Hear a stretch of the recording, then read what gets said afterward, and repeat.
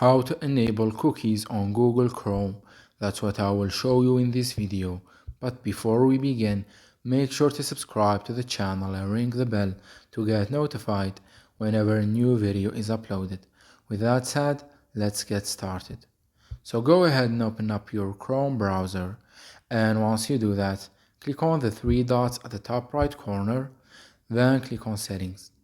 And here you want to scroll down to the Advanced section, and from there click on Site Settings and then click on Cookies. And here, as you can see, you have three options that you can choose from in order to allow cookies. So choose whatever option suits you the best, and by doing that you have just enabled and activated cookies in Google Chrome. It's that easy and simple. So that was it for this video. That's how you can turn on cookies on Google Chrome. If you have any questions, please leave them in the comment section down below. With that said, see you in the next video.